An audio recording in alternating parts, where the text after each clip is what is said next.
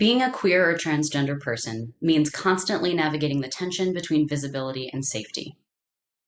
Queer and trans people are targeted by police at higher rates than straight cisgender people and often experience harassment and violence from officers. These policing practices are rooted in now obsolete laws criminalizing gender nonconformity, but continue today in the form of subjective enforcement against people viewed as disruptive to social norms.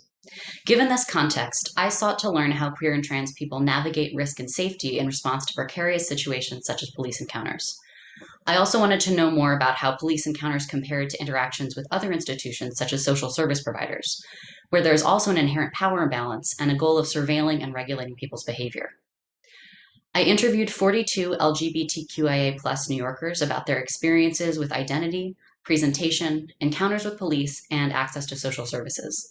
I also talked to 15 service providers, such as counselors, legal services providers, and health outreach workers, about the barriers queer and trans clients face to access and care. Queer and trans people reported predominantly negative experiences with police, including insufficient response to requests for help, verbal harassment, and physical violence. Certain environments, including encounters with police and service providers, became sites in which gender and sexuality norms were heightened and scrutinized, and in which transgressing gendered expectations carried potentially serious consequences.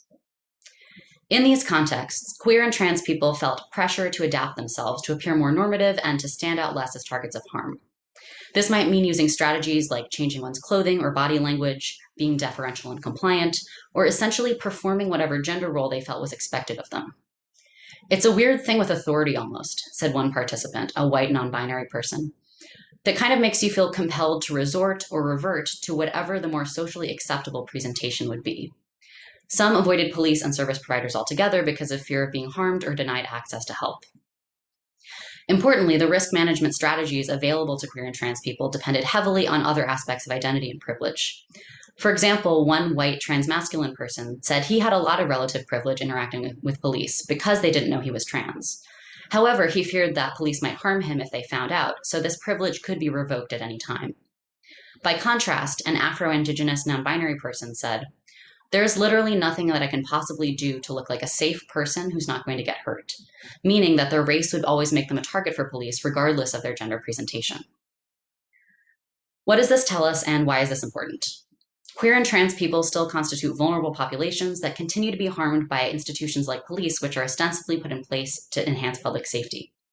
If these populations don't see institutions as viable avenues of help, it will require different solutions to provide them with resources.